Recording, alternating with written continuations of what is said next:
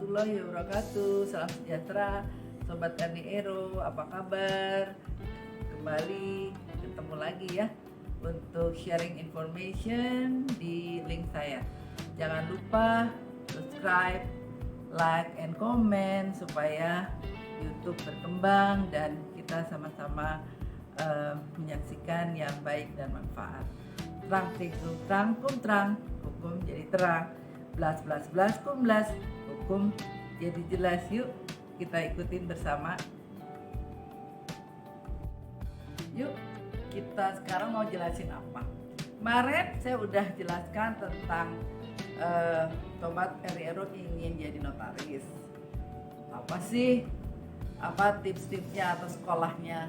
Sekarang kita katanya mau menceritakan tentang gimana sih jadi PPAT. PPAT itu singkatannya Pejabat Pembuat Akte Tanah. Dari kata-katanya aja sudah ketahuan kerjaannya.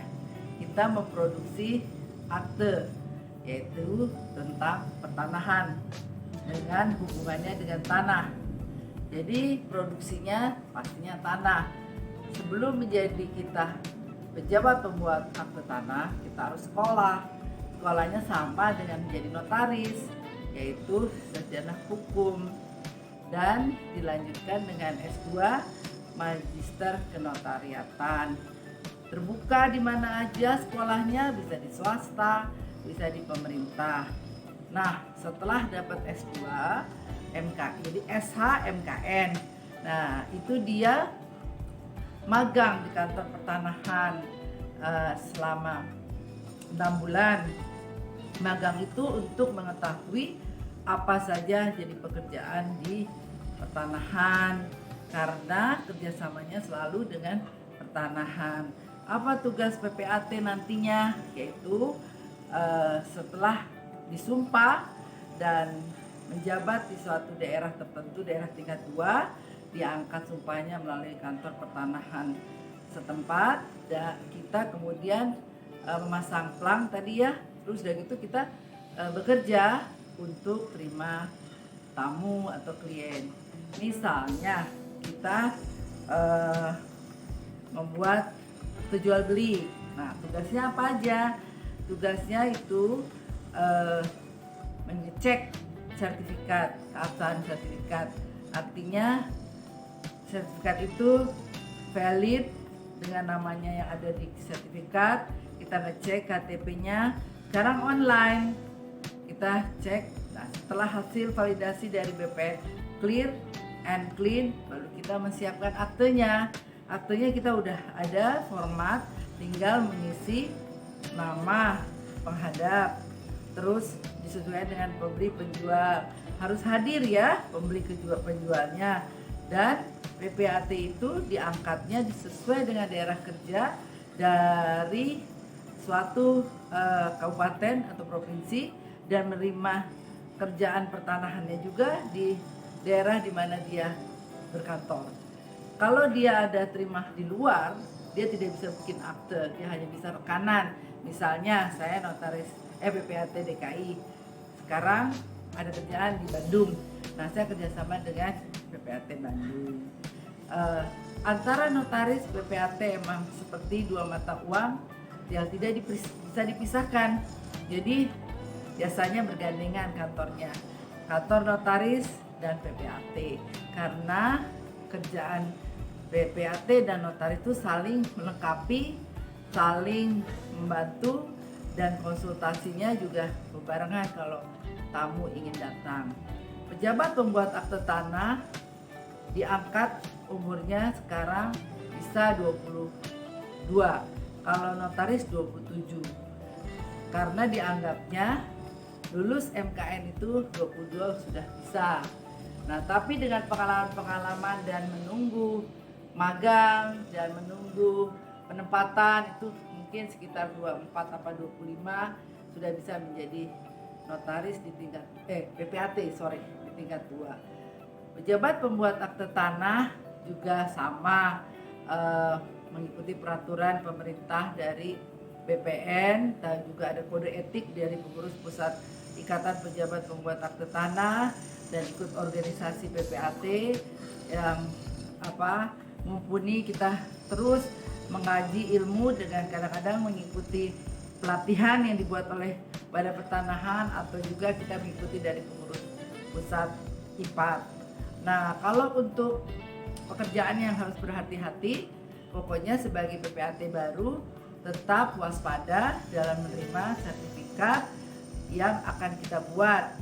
Umumnya sekarang misalnya jual beli, ikuti aturan transaksi jual beli, apakah sudah membayar pajak untuk penjual, pajak pertambahan nilai PPH, kalau pembeli BPHTB sudah dibayar apa belum. Jangan menandatangani dulu AJB sebelum pada bayar pajak. Setelah itu baru kita koordinasi BPN untuk balik nama. Balik nama itu untuk nantinya selesai baru kita berikan kepada pembeli. Bila mana semuanya beres, barulah kita selesai dan memberikan servis atau pelayanan yang baik sesuai dengan peraturan yang disyaratkan sebagai pendaftaran di PP 24, sebagai PPAT PP 37. Nah, itu sekelumit tentang pejabat pembuat akte tanah. Siapa yang mau silahkan daftar ke sarjana hukum, kemudian lanjut ke MKN, kemudian lanjut magang ke BPN. Tadi saya menceritakan tentang magang 6 bulan di kantor pertanahan, 6 bulan lagi di kantor PPAT. Pilih di mana aja yang sesuai dengan keinginan. Nah, maksud tujuannya kalau magang di BPN jelas ya, kita supaya tahu organisasi birokrasi di BPN, gimana validasi sertifikat, gimana kerja kelolanya administrasi warka dan lain sebagainya. Nah, kalau di kantor pertanahan tentang kitanya, bagaimana kita buat akte, bagaimana kita menerima tamu, bagaimana organisasi persuratan dan lain sebagainya. Tentunya semuanya bermanfaat. Jadi jumlahnya 1 tahun tuh magangnya. Nah, sekarang 2021 tadi saya lihat ada lagi peningkatan kualitas tentang PPAT dan pembekalan pendidikan dasar buat PPAT tahun 2021 ini dan menjadi anggota luar biasa.